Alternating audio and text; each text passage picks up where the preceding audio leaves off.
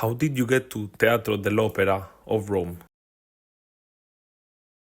Exactly, I won the audition in Opera Teatro dell'Opera it was end of June, end of June or 1st July, something like that, I don't remember right now. And it was a quite big selection. It was really difficult because on that days it was like 37 degrees. It was really warm.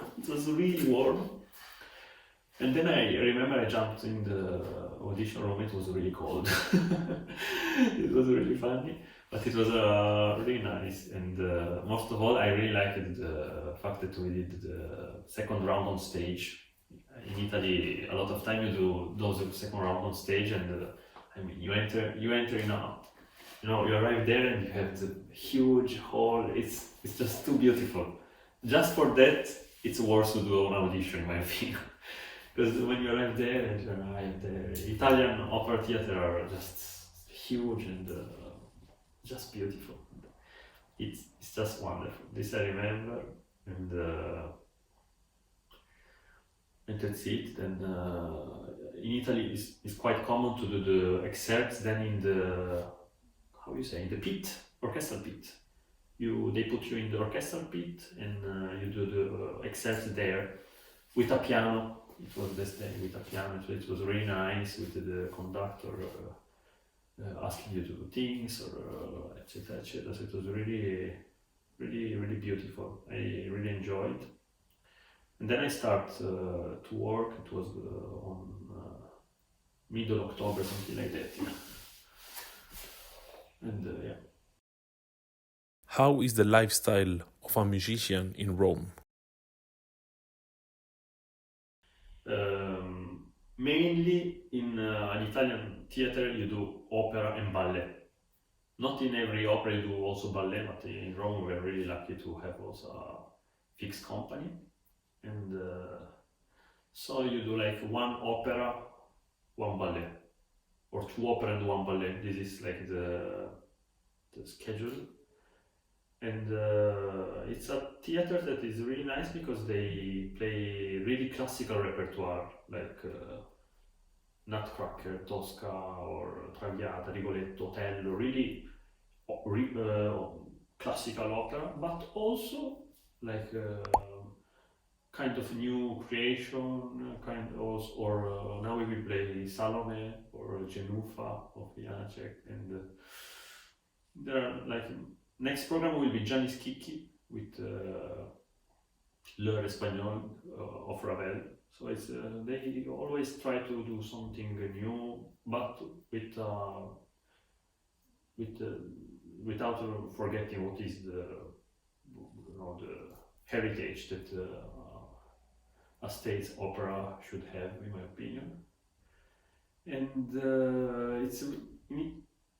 we are really lucky in a way because I have some colleagues which work in, for example, London or in Germany or in Switzerland. They work during the year with like different operas through all the year. So they don't rehearse so much and they work a lot. In Rome, still we work with production. I mean, it means that every opera we do, we did some rehearsal for that. So this is really good for who play, and also I guess for the people which listen, because it's really important to keep the quality. And for keep the quality, in my opinion, there's no other way than do rehearsal. In my opinion, rehearsal are really important things, and of course we live in a society where we will do less and less rehearsal and more concert. We have to produce. This is the reality. But I'm really happy that in Rome still is like there is a good balance. We did, for example, in December we did 14 or 15 Nutcracker, something like that, in a really short amount of time. But it's necessary because it's like Christmas period, But then we do another production and where we have a normal kind of rehearsal with a normal kind of schedule. It's really nice. I really enjoy these things. I remember when I was, for example, working in Estonia in the Eastern National Opera. I remember sometimes in a week we did like 5 different production. It was crazy. Like, I don't know, on Monday Rigoletto, then on Tuesday Nutcracker, then a musical, then Aida on Saturday, and then a musical on Sunday morning. It's a lot. It's a lot. it's a lot. Also, if you imagine yourself doing that for all the rest of your life, this is the things. So yes, it's really a lot. So I'm really happy of this. Also, we are like 2 clarinetists, 2 first clarinet, so we can share the program, we can decide which program we want to do. Also, there are some symphony concerts, so it's really nice.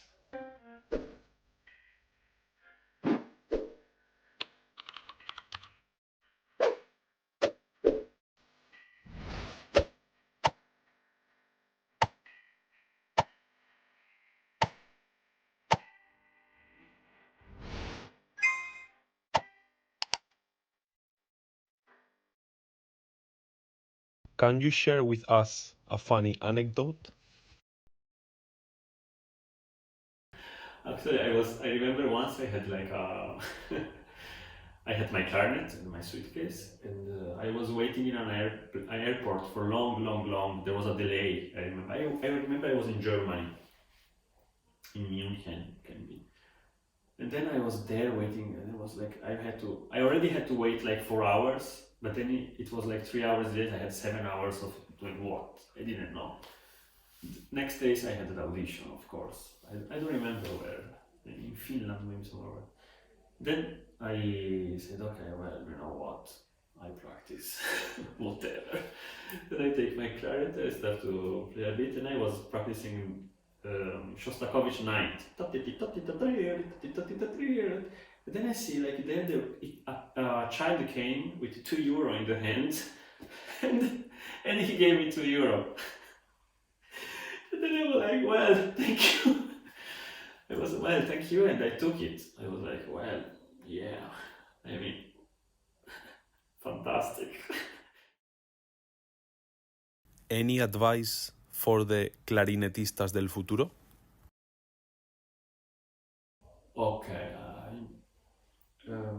I would say to first to enjoy everything what you do, enjoying everything. Also, either if you win or you lose or whatever, just to enjoy, because it's like a long trip, and and it's just too pity to don't enjoy. Sometimes I remember I had concerts where I was so nervous that I couldn't enjoy. This was, if I think now, I'm like, I could enjoy more. What a pity. And yes, this, and also to